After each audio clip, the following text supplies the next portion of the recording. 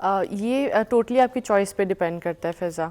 अगर आपकी हमारे माशरे में ऐसा होता है कि जो गरीब हैं या जो लोग कहते हैं कि बजट का प्रॉब्लम है, जिन्हें प्रॉब्लम होती है हेल्दी सिलेक्ट करने में, हेल्दी फूड, उनको लगता है कि हेल्दी फूड अवाकाडो हैं, ब्लूबेरीज़ हैं, ये सारा कुछ है। हालांकि हेल्दी हल्दी है, हेल्दी की तरफ जाएँ तो पालक है, हेल्दी की तरफ जाएँ तो अंडा आप वीक में 3 मरतबा खा रहे हैं, बेशक वो हेल्दी है कम बजट में रह के।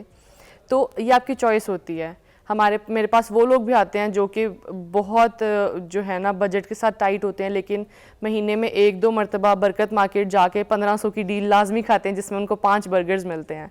तो वही 1500 के अगर वो नट्स ले लें, वो एक वीक उनके नट्स सुकून से निकल जाएं। तो ये चॉइस पे बहुत डिपेंड करता है। बड़ी आपकी बात सही है अल्लाह बख्शे। मेरी अम्मी कहती थी कि कुछ भी हो, जो अंडा और दूध है वो बच्चों को भी और बड़ों को भी रोज़ रात को खाना चाहिए। आज भी मेरी अगर अम्मी ज़िंदा होती तो मुझे ये कहती 2 अंडे उबालो खाओ, उसके साथ 1 गिलास दूध पियो गरम और सो जाओ। बिल्कुल ऐसा है ना कि हम जो हैं समझते हैं कि नहीं, ये चीज़ें 25 रुपये का एक अंडा आता है, हफ्ते में 3 से 4 मरतबा खाएं तो आपका 65 या 100 रुपया खर्च होगा, ठीक है। और यही 100 का जो है, अगर एक बंदा स्मोकर है और वो टाइट बजट पे चल रहा है, मेरा ख्याल है एक सिगरेट 100 रुपये का आता है, शायद इतने महंगे तो हो ही गए हैं।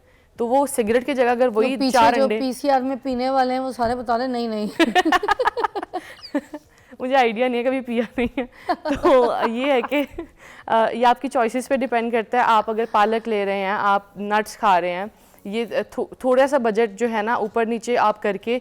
और सबसे पहले ग्रॉसरी बहुत इंपॉर्टेंट है। अगर आपको भूख लगी है, भूखे हैं, तो कभी ग्रॉसरी करने ना जाएं।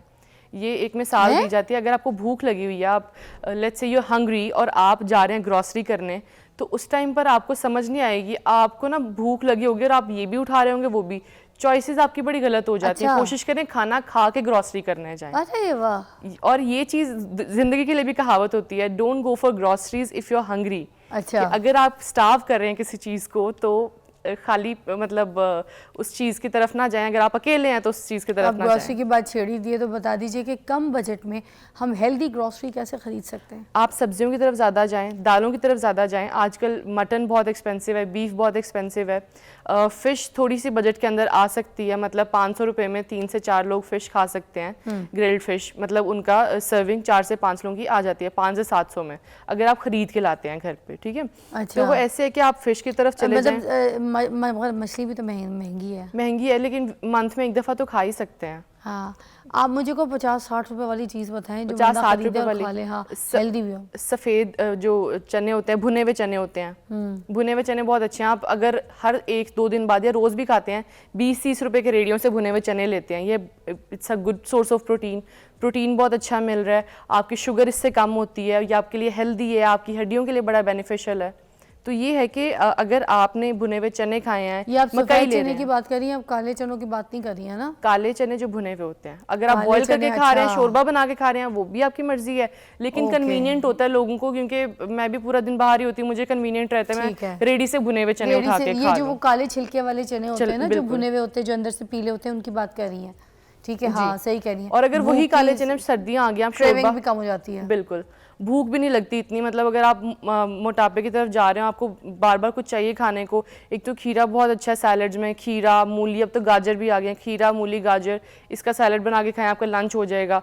उसके बाद भी अगर आप कुछ क्रेव कर रहे हैं शाम की चाय के साथ, आप काले चने खा लें भुने हुए, या सिट्टा खा लें जो भुना हुआ होता है, या बॉइल्ड, वो भी आपकी चॉइस है। यानी शाम के टाइम चाय के बाद अगर आपको कुछ खाने का दिल करता है, आप महंगे ऑप्शंस की तरफ ना जाएं। अच्छा, एक कॉल हम लेना चाह रहे थे, समीना की कॉल है, कुछ पूछना चाह रही है। अस्सलाम वालेकुम जी समीना।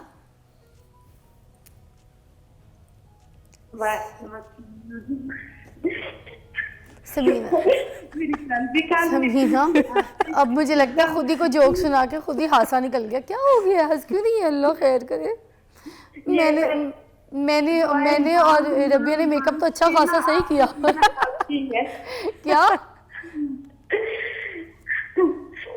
हाय अल्लाह, हंसी जा रही हो समीना। जब से हमने मेहंदी वाला ड्रामा देखा है ना, तब से आपकी फाइन हूँ है। शुक्र है अल्लाह का, बहुत शुक्र है अल्लाह का, करम है पिता। ये लोग तो मुझे आपसे ना बात भी नहीं कराते, कसम से पिता। मैं आपसे ना, मैंने बस अल्लाह से इतनी दुआएं मांगी है ना, मैंने कहा भी मुझे ना एक दफा से बात कर दूं अपनी जिंदगी में, तो उसने ना मुझसे यार, क्यूट है। तो मैंने कल भी काम की थी, अरे तो मेरा आपसे बच्चा। बात हुआ, फिर आज मैंने ना डॉक्टर साहब से ये बात करनी थी कि मुझे ना शुगर है। शुगर हो रही है? जी, कितने मुझे साल की हो शुगर है। लड़की, कितने साल की हो समीना? मैं 32 साल की हूँ, कल भी मैंने कॉल की थी। नहीं तो समीना, तुम्हारा वेट ज्यादा है, क्या मसला? क्यों शुगर क्यों इतनी जल्दी हो गई? 32 साल तो कोई उम्र नहीं होती कि इतनी जल्दी तुम्हें शुगर हो। परेशान हो, टेंशन लेती हो, मुझे फिक्र करती हो, मेरी उम्र 32 साल है और मुझे शुगर ना 10-12 साल की है। अच्छा, काफी पुरानी है यार इसको तो शुगर, हाँ और जी। बड़ी छोटी तो उम्र से वो ना शुगर। मैंने यही अब मुझे लगता है कि मेरी शुगर भी ठीक हो जाएगी, क्योंकि मुझे ना आपसे बात करके मेरी जिंदगी का है कि जैसे ये समझे कि मेरी जिंदगी का ये मकसद था कि मैंने पिज्जा से तो लाजमी बात करनी अपनी थैंक जिंदगी में। यू। अरे तुम्हारा बहुत अपनी प्यार है। जिंदगी अच्छा, में। इससे पहले कि मैं अभी यहाँ पे रबिया से बात कराऊँ, दो बातें मैं तुम्हें बड़ी अच्छी बता देती हूँ। मेरी पूरी फैमिली में हैवी शुगर है। हम लोग 5 बहनें 3 भाई हैं, ठीक है। अम्मी को भी शुगर थी, मेरे अब्बू को भी शुगर थी, ठीक है। तो हमारी अम्मी बड़ा अच्छा इलाज बताया करती थी शुगर का। मैं एक शुगर की दवाई जो है ना, ख़ास आज एक अपलोड करूँगी अपनी स्टोरी पे इंस्टा की, वहाँ से जाके एक तो वो देख लेना, ठीक है। वो बड़ी एक घरेलू सी चीज़ है, उसको खाना, तो उससे ये कि तुम्हें दवाइयों से निजात रहेगी। तुम ये जो इंसुलिन अगर इस पे हो तो उस पर भी तुम नॉर्मल रहोगी। दूसरा, तुमने अपनी जो है ना वज़न को कम रखना है, टेंशन नहीं लेनी, ऊंचा नहीं बोलना, चीखना नहीं है, अपने आप को फजूल में ना हलकान नहीं करना है, इतना काम करना है कि जिसमें तुम्हारा पूरा जिस्म थके ना, ठीक है। तो अपना और चूल्हे पे बहुत ज़्यादा नहीं खड़े होना है, वरना तुम्हें हीट भी जो है ना वो बहुत बुरी लगेगी। तो बाकी चीज़ें जो है फिर डॉक्टर साहब यहाँ पे बताती हैं। हम एक ब्रेक के बाद आपको मिलते हैं। Love you Samina. अभी हमारे साथ मौजूद है और हमें समीना ने कॉल की थी, उनको शुगर भी है, 32 साल की हैं, काफ़ी परेशान थी। तो प्लीज़ आप उनके लिए भी कुछ ज़रा बता सकती हैं तो बताइए, कोई डाइट भी, कोई ऐसी चीज़ जो वो करें। जो शुगर पेशेंट्स होते हैं उनको बार बार बड़ी भूख लग रही होती है, वो कुछ ना कुछ खाना चाहते हैं। उनको हम यही रेकमेंड करते हैं कि अपना जो है मिकदार खाने की कम कर दें और टाइम ज़्यादा, मतलब थोड़े थोड़े टाइम बाद खाना शुरू कर दें। उसे कहते हैं फ्रीक्वेंसी ज़्यादा करना। अच्छा। नाश्ता अगर आपने 9 बजे किया है, 11 बजे आप स्नैक्स लें, 2 बजे आप लंच करें, फिर 5 बजे स्नैक्स लें और 7-8 बजे डिनर कर लें। ठीक है। अब जो कहते हैं कि कार्बोहाइड्रेट्स और रोटी, तो वो होता है आपकी शुगर पे कि डायबिटीज़ आपको कितने अरसे से है, ठीक है, और कितने सिवियर है और किस तरह से आपकी बॉडी को अफेक्ट कर रही है। बॉडी टू बॉडी वेरी करता है, लेकिन एक जो कॉमन चीज़ है, जो कॉमन प्रैक्टिस है, जो आम लोगों को बताती हूँ वो मैं बता देती हूँ कि बाजरे की रोटी बड़ी बेनिफिशियल है। इसका जो है ग्लाइसीमिक लोड कम होता है, जिसकी वजह से आपकी फ़ौरन शुगर हाई नहीं होती।